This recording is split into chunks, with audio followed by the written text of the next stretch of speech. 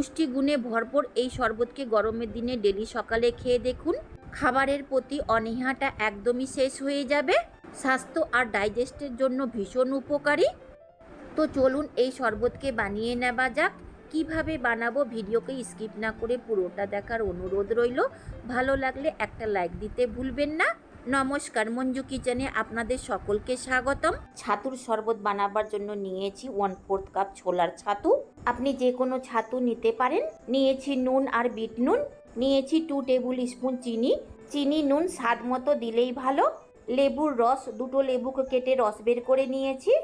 একটা মিডিয়াম সাইজের পেঁয়াজকে কুচিয়ে নিয়েছি। 2টো কুচনো কাঁচা লঙ্কা। ঝালের পরিমাণটা স্বাদ মতো দিতে হবে।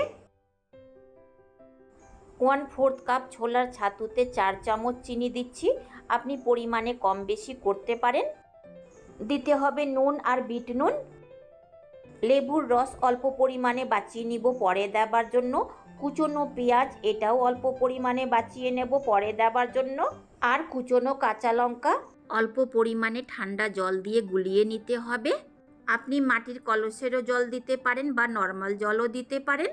আর ততক্ষণ গুলাতে হবে যতক্ষণ ছাতুর দলাগুলো শেষ না হয়ে যায়।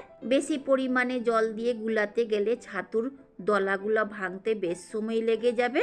এই শরবত বিহারের, কিন্তু গরমের দিনে এই শরবতকে সব জায়গাতেই খাওয়া হয়। বিহারে গরমের দিনে বাচ্চা হোক বা বড় এই শরবত সবাই খায়। ওখানকার লোকেরা চা, কফি বা অন্যান্য খাবার দিয়ে সকালকার শুরু করে না, এই শরবত দিয়েই সকালকার শুরু করে থাকেন। আর ওখানকার লোকেরা একে শরবত হিসেবে খায় না, বরং সকালকার নাস্তা এই শরবত দিয়েই করে থাকেন। ওনাদের বক্তব্য, যে খাবার খেলে আমরা সুস্থ থাকতে পারবো সেই খাবারটা বেশ অনেকটাই কেন খাবো না। চিনির পরিমাণটা কম লাগছে তাই আরেকটু চিনি দেব। গোটা চিনির জায়গাতে চিনি পাউডার বা সুগার সিরাপও দিতে পারেন, বা চিনির জায়গাতে গুঁড়ো দেওয়া যাবে। গরমের দিনে বিহারের অলিগলিতে ঠেলাতে করে এই শরবত বিক্রি হয়ে থাকে। প্রচণ্ড স্বাস্থ্যকর শরবত। ভালো করে মিশিয়ে দিতে হবে বাঁচিয়ে নেওয়া লেবুর রস। ভালো করে মিশিয়ে দিতে হবে। গোটা চিনি যতক্ষণ মেল্ট না হয়ে যায় ততক্ষণ মেশাতে হবে। গরমের দিনে প্রত্যেক দিন সকালবেলা এই শরবতকে খেয়ে দেখুন, শরীর আর ডাইজেস্ট দুটোই ভালো থাকবে। প্রোটিন, ক্যালসিয়াম, ফাইবার সবই এই শরবতে পাওয়া যায়। দেব উপর থেকে জল, খুব ভালোভাবে মিশিয়ে নিতে হবে। এই শরবত খুব একটা গাঢ় হয় না, একদমই পাতলা হয়ে থাকে। যদি আপনার ইচ্ছে হয় এই শরবতকে গাঢ়ভাবে বানিয়ে খেতে, তাও খেতে পারেন। আমি পরিমাণে 1 গ্লাসের মতো বানিয়েছি, আপনি এর থেকে বেশিও বানাতে পারেন। খেয়ে দেখুন এই শরবতকে, ভীষণ টেস্টি হয়ে থাকে। শরবত বানানো হয়ে গেছে, একটা গিলাসে ঢেলে নিতে হবে। এই শরবতকে বড় গ্লাসে পরিবেশন করে আমার কাছে নেই, তাই এর মধ্যে করছি। আর একটু ঠান্ডা করার জন্য দেব আইস কিউব। যাদের আইস খাওয়া নিষেধ এটাকে স্কিপ করতে পারেন। অনেকে আইস ছাড়াই এই শরবত তৈরি করে খেয়ে থাকেন।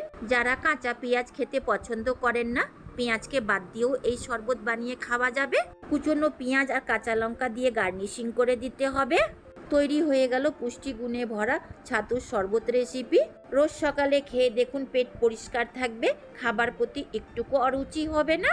অনেকেই এই শরবতকে শুধু গরমের দিনে নয়, গোটা বছর খেয়ে থাকেন। দারুণ টেস্টি আর স্বাস্থ্যকর শরবত। একবার খেয়ে দেখুন, বারবার খেতে ইচ্ছে করবে। এই স্বাস্থ্যকর শরবতকে একবার ট্রাই করে দেখতে পারেন। যদি পছন্দ হয়ে থাকে তো লাইক, শেয়ার, সাবস্ক্রাইব করতে ভুলবেন না। পাশে আসা বেল আইকনকেও প্রেস করবেন। আমি যখনই কোনো নতুন ভিডিও আপলোড করব তার নোটিফিকেশান আপনি পাবেন। শেষ পর্যন্ত দেখার জন্য অনেক অনেক ধন্যবাদ।